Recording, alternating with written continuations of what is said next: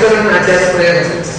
ಆ ಶಬ್ದ ಯಾಕೆ ಪ್ರಯೋಗ ಮಾಡಿದ್ರು, ಅದು ಏನೇ ಸಾಧು ಯಾಕೆ ಸಾಧು ಅನ್ನೋದನ್ನ ವ್ಯಾಕರಣದ ರೀತಿಯ ಅದರ ಔಚಿತ್ಯ ಚರ್ಚೆಯನ್ನ ಈ ಹಿಂದಿನ ವ್ಯಾಖ್ಯಾನಕಾರರು ಹೆಚ್ಚಾಗಿ ಏನ್ ಬರೀತಾರೆ ಅಂದ್ರೆ ಛಾಂದಸ ಪ್ರಯೋಗ. ಯಾವುದು ಪಾಣಿನಿಗೆ ಅನುಗುಣವಾಗಿಲ್ಲ ಅದು ಛಾಂದಸ ಪ್ರಯೋಗ ಅಂತ ಬರೀತಿದ್ರು ಹೊರತು ಅದಕ್ಕೆ ಏನು ವಿವರಣೆ ಬರೀತಿರ್ಲಿಲ್ಲ. ನಾನು ಅದಕ್ಕೆ ವಿವರಣೆ ವ್ಯಾಕರಣ ರೀತಿಯ. ಈಗ ನಿಮಗೆ ಉದಾಹರಣೆಗೆ ಸಂಸ್ಕೃತದಲ್ಲಿ ರೋಹಧಾತುವಿಗೆ ಅದರ ಋಣ್ ಅರುಕ್ಷದ್ ಅಂತ, ರೋಹದಿ ಅರುಕ್ಷದ್, ಆಚಾರ್ಯ ಅಶ್ವಿಗುರ ಅರುಕ್ಷದ್ ಅರುಹದ ಪ್ರಯೋಗ. ನಾನು ತಕ್ಷಣ ವೇದದಲ್ಲಿ ಹೇಳುವ ಶಬ್ದ ತಪ್ಪು, ಪಾಣಿಗಳಲ್ಲಿ ಸರಿಯಾ ತಕ್ಷಣ ಅರುಹದ ವೇದದಲ್ಲಿ ಪ್ರಯೋಗ ಆಚಾರ್ಯ ಪ್ರಯೋಗ ಮಾಡಿದ್ದಾರೆ. ಯಾಕೆ ನಮ್ಗೆ ಹೀಗೆ